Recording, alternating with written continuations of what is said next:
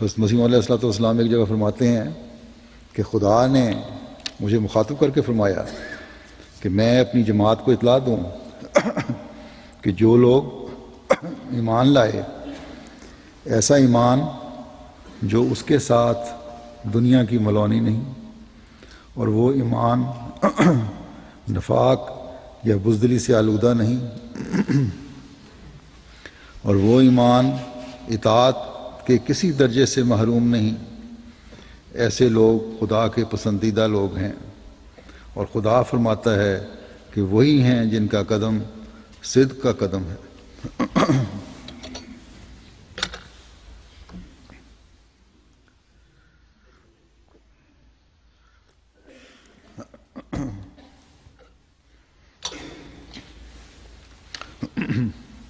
بس یہ ہے ایمان کا معیار جسے حضرت مسیح علیہ الصلوۃ والسلام ہمیں دیکھنا چاہتے ہیں۔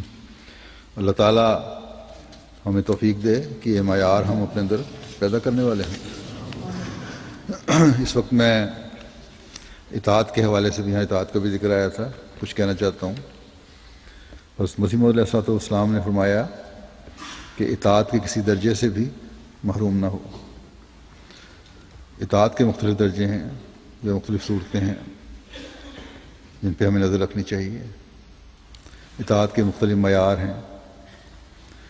نظام جماعت کی اطاعت ہے، اللہ تعالیٰ کے احکامات کی پہ عمل کرنا ہے، یہ اطاعت ہے۔ اسی طرح اور بہت ساری چیزیں انسان سوچتا رہے تو ہر چیز ایک نظام میں سموئے جانے کے لیے اور نظام پر پوری طرح عمل کرنے کے لیے، اللہ تعالیٰ کا فرمانبردار بننے کے لیے ایک اطاعت ہی ہے جو جس کی طرف نظر رہے تو اس کو آگے قدم اس کو بڑھتے چلے جاتے ہیں۔ معیار ہے اطاعت کا مثلا، اس کی ایک معراج جو ہے ہمیں جماعت احمدیہ کے تاریخ میں خلیفۃ مسیح اول کی نظر آتی ہے کہ جب حضرت مسیح علیہ الصلوۃ والسلام کی تار آئی کہ فوری آ جاؤ، تو آپ اپنے مکتب میں اپنے کلینک میں بیٹھے تھے، وہیں سے جلدی سے روانہ ہو گئے۔ یہ بلاوا اسی شہر سے نہیں آ رہا تھا کہ چلے گئے اسی طرح اٹھ کے، بلکہ حضرت مسیح علیہ الصلوۃ والسلام دہلی میں تھے اور اس خلیفہ اول قادیان میں گھر والوں کو پیغام بھیج دیا کہ میں جا رہا ہوں، کوئی زیادہ راہ، کوئی خرچ، کوئی کپڑے، کوئی پیکنگ سامان وغیرہ کرنے کی ضرورت نہیں سمجھی، سیدھے اسٹیشن پر پہنچ گئے۔ گاڑی کچھ لیٹ تھی تو ایک واقف شخص ملا، امیر آدمی تھا، اس نے اپنے مریض کو دکھانا چاہا اور درخواست کی۔ گاڑی لیٹ ہونے کی وجہ سے آپ نے مریض کو دیکھ لیا، اور اس مریض کو دیکھنے کی جو فیس ملی آپ کو وہی آپ کا سفر کا خرچ بن گیا۔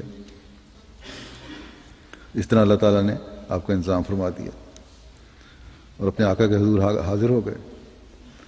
اور جب وہاں پہنچے تو پتہ چلا کہ حضرت مسیح علیہ الصلوۃ والسلام نے اس طرح نہیں فرمایا تھا کہ فوری آ جائیں، تار لکھنے والے نے تار میں لکھ دیا تھا کہ فوری پہنچیں۔ لیکن یہ کوئی شکوہ نہیں کہ کیوں مجھے تنگ کیا، اس طرح میں آیا، بڑی خوشی سے وہاں بیٹھے رہے۔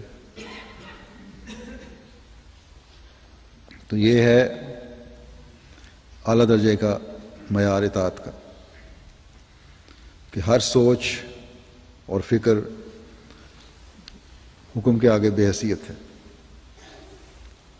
اور پھر اللہ تعالیٰ کا بھی سلوک یہ ہے، جیسے کہ میں نے کہا کہ انتظامات بھی فرما دیے ساتھ ساتھ۔ اور ایسے ہی لوگ ہیں جن کے بارے میں اللہ تعالیٰ اپنی پسندیدگی کا اظہار فرماتا ہے۔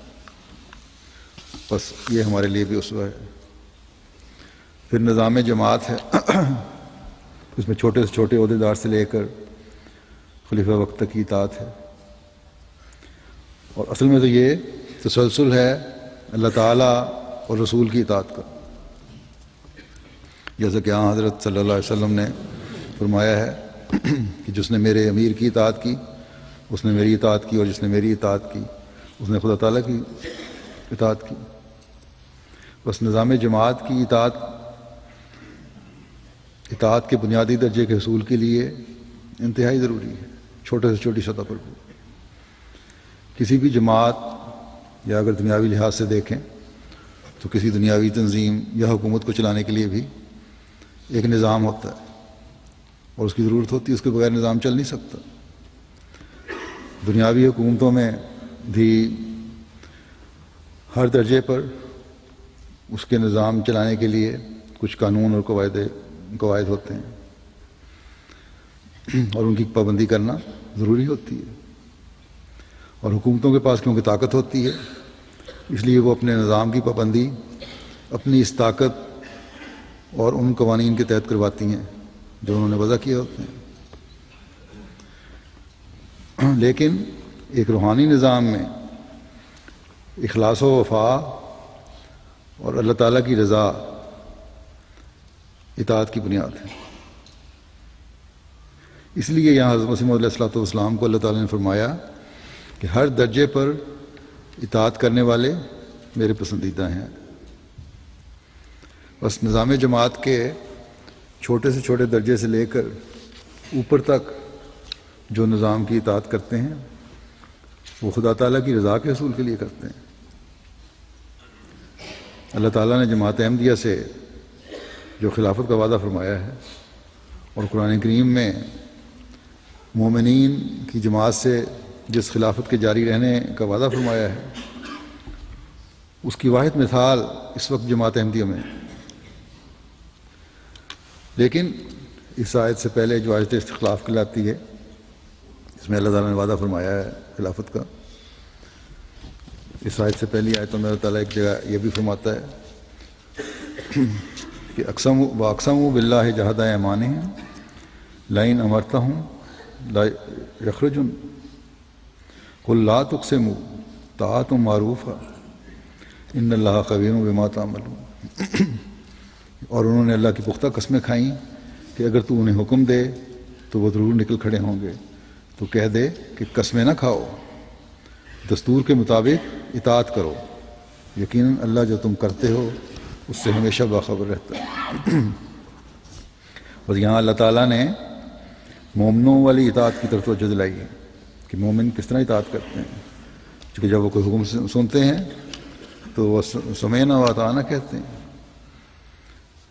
اسی کا اعلان کرتے ہیں کہ ہم نے سنا اور ہم نے اطاعت کی۔ ہماری مرضی کے خلاف یا بات ہو یا ہماری موافق بات ہو، ہمارا فرض اطاعت کرنا ہے۔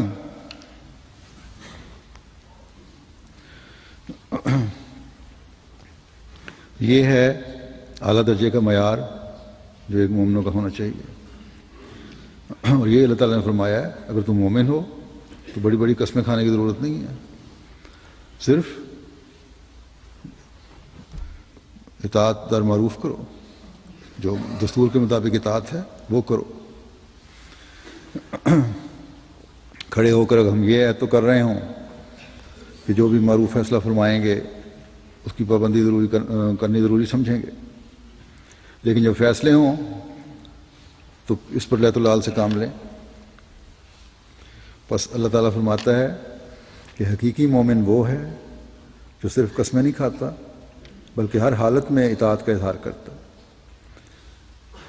یہاں ایک بات کی وضاحت کر دوں، پہلے بھی بتا چکا ہوں کہ یہاں طاعت در معروف ہے اور معروف فیصلے کی باتیں کی جاتی ہیں، تو خلافت احمدیہ کی طرف سے